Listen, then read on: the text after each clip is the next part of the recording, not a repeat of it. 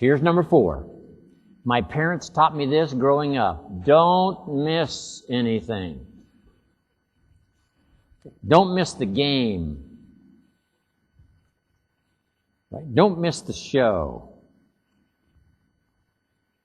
Don't let the television absorb all of your time. In America, the average person watches television 6-7 hours a day. That's too much. Enough, but not too much. Invest the time in looking, going, seeing, doing, participating, out there where the drama of life is continuing. My parents taught me that. After my mother was gone, my father, 93 years old, if you would have called him at 10:30 at night, he wouldn't be home. He's at the rodeo. He's at the ball game. He's at the performance. He's watching kids play baseball. He's at church. He's somewhere every night, age 93. My parents not only taught it, they did it. Don't miss anything. Don't miss the performance, the lyrics of the song, the music that can take you places nothing else can take you. Elton John sings, she lived her life like a candle in the wind, never knowing who to cling to when the rains set in. The magic lyrics of a song. George Harrison used to sing, if not for you, the winter would hold no spring. Couldn't hear a robin sing. I just wouldn't have a clue if not for you.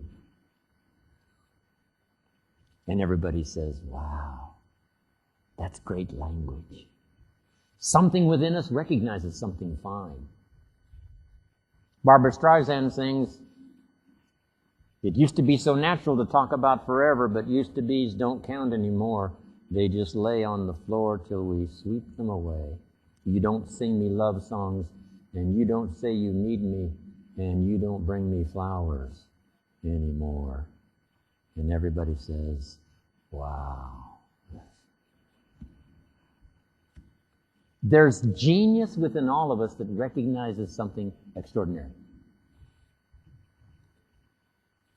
Even if it's wit, we recognize that as extraordinary. Churchill was the best. Lady Astor said to Winston Churchill, she was angry with him in Parliament, if you were my husband, I would put poison in your coffee. Winston Churchill said, if I was your husband, I would drink it.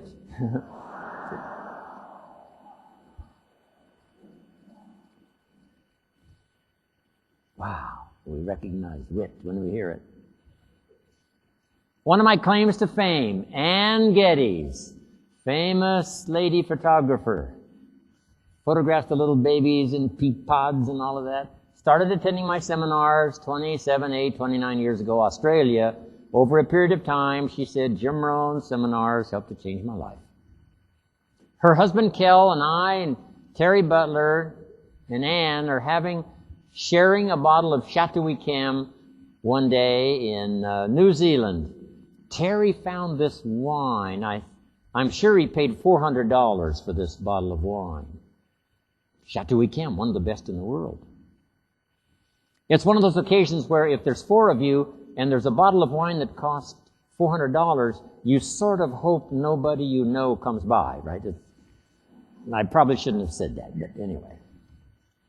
No, if you would have come by, we would have let you at least taste this wine. And if we would have let you taste this wine, here's what you would have said. Wow.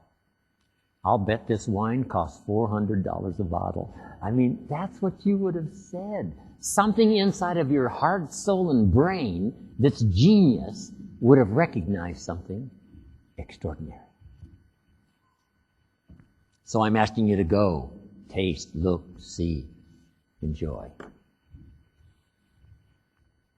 Last, the inner circle. This is now where the good life really has its heart and soul. In the inner circle, family, close friends. Inspire them, they'll inspire you. Take care of them, someday they'll take care of you. Teach them the value of the future and the fortune. They'll do the same for you. Now make this note. The drama is in the details, the little things that makes the difference. After my father was gone and I'm traveling, I used to try to call my father while he was having breakfast with the farmers. Little place called the Decoy Inn, little cafe, southwestern Idaho, where I still have the old family farm, make a little wine, grow a few crops, live the good life, overlooking the Snake River. So I'd call my father while he's having breakfast with the farmers in this little cafe. Now, if I'm in Israel, I've got to get up in the middle of the night. But it only takes 5 minutes, 6, 7 minutes to call and make the call, and then go back to sleep. So I call him. Papa, I'm in Israel. And they would bring him the phone in this little cafe, and then he would answer, Israel, son, how are things in Israel? And he would talk real loud so everybody in this little cafe could hear. I'd say, last night, Papa, they gave me a reception on the rooftop. He said, reception on the rooftop? Wow. Overlooking the Mediterranean. Overlooking the Mediterranean. Now everybody hears the story. My father now has something to tell about and talk about the rest of the day. My son called me from Israel. Here's what he said. It just takes 5 minutes to make somebody's day. I called him from Tokyo. Papa, I'm in Tokyo. He said, how are things, son? I said, coffee's $5 a cup. Papa said, son, you come home, they're going to take all your money. I said, no, Papa, it's going to be okay. Then I had visions of my father walking down the lane on the farm to the mailbox and opening up the mailbox. I've got to make sure it is not empty. How would that feel? 93 years old, empty mailbox. Even if it's just a postcard. I'm in Recife, Brazil. My father would save all these little postcards. And when I got home, I'd go visit him, and he would bring out stacks of these postcards. And I would tell him the rest of the story that there wasn't room to put on the postcard. And then I noticed some of the postcards had a little butter and jelly on them, where he passed them around at breakfast, right, so everybody could see. My son's in Recife. Have you got that now? Don't let the mailbox be empty. It's the little things that make the difference. Life style. Living well. Now, jot this phrase down. I want you to memorize it and remember it for the rest of your life, and this is going to be the finish of my seminar today. You ready? Say, I'm ready. There it is. From testimonials and personal experience. Just jot that down. From testimonials and personal experience.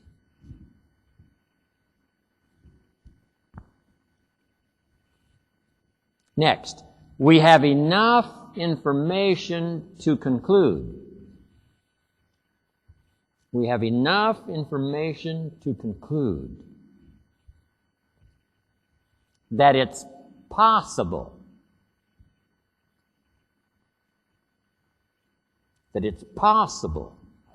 to design and live an extraordinary life. Have you got that now? If you've got it, say, I got it. Okay. Now let's go through it and say it probably a couple of times, okay? Everybody together. From testimonials and personal experience, we have enough information to conclude that it's possible to design and live an extraordinary life. Just one more time. From testimonials and personal experience, we have enough information to conclude that it's possible to design and live an extraordinary life. Number one, I want you to believe it. Number two, I want you to practice it. Number three, I want you to teach it. Pass it on to somebody else. Now, in conclusion, God says, I'm an amateur on God, but let me give you my best thought. God says, if you will plant the seed, I will make the tree. What an arrangement. It really gives God the tough end of the deal. What if you had to make the tree? See, that'd keep you up all night tonight. How do you make a tree? God says, no, don't worry about that. I got the tree thing down. I've been doing it for a long time. But let's work together. You plant the seed, I'll make the tree. We have a chance to participate in the working of miracles. Next, part of the miracles is ideas that can be life-changing. I really can't thank you enough for giving me another opportunity to come and share my ideas that might make a difference for you. Here's what happens when someone speaks and someone listens. This is so extraordinary, and it's one of the reasons why I came to Singapore one more time. Here's what can happen. Both are transformed. The one who listens can be transformed by language. What if somebody can't see how they can possibly be successful, and you come along and tell them your testimonial, choosing the best words you can, and when you finish, they say, now I can see. Before you got here, I was blind. Before you got here, I was in the dark. You've turned on the lights with this conversation.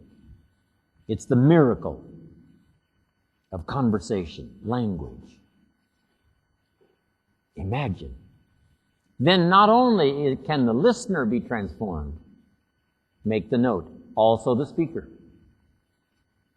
If I struggle hard to make it clear for you, I make it more clear for myself. And that's what I've done in my presentation today. Struggled. Sometimes the English language is clumsy when we try to express what's going on in our head, let alone our heart. But if you do your best and I do my best, every time we get a chance, express what's happening, what we think, what we feel, that might benefit someone else. There's a chance for transformation. Wow. Now, when this is over for me, and these 2 days are finished for you, you leave here. How many of you have my name on your notes? Have you got my name somewhere on your notes?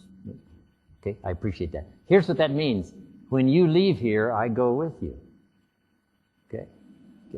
I go with you. Then if you take my library, I really do go with you. And coach you, right? Every day, every time you want to listen. But I also promise you, when I leave here, I will not leave you behind. I'll take you with me in my thoughts and in my heart. Here's the advantage of being here. When you walked in today, you brought just one person. That's you. But when you walk away with the collective atmosphere, learning atmosphere, spirit, hopes, wishes, dreams, prayers of all of us. You walked in here alone, but you walk away much richer than when you walked in. Maybe someone you met might be the real important event today, tomorrow. Not just what's taught here on the stage, but the person you met, listening to someone's testimonial that said, if I can do it, you can do it. You walk away with that much richer than when you walked in. Now here's the big experience. When you leave here today, all of us go with you. How's that for a bargain? Our wishes go with you. Nobody in Singapore today wishes you better than we do, because we've come collectively searching, looking, trying to find good answers for our life and our future. Nobody wishes you more than we do in this audience. So when you leave here, we all go with you. So here's what I want you to do in the next 2 or 3 minutes. I want you to stand up. Everybody stand, put aside your notes. Because when you leave here now, it's going to be one of the most extraordinary experiences. And here's why. I want you to shake hands or give a little embrace, whatever you decide to do, with about 4 or 5 people around you and say this: we all go with you. Just say that to 4 or 5 people around. We all go with you. How's that for a bargain? I'd go with all of you. God bless everybody. Thank you very much.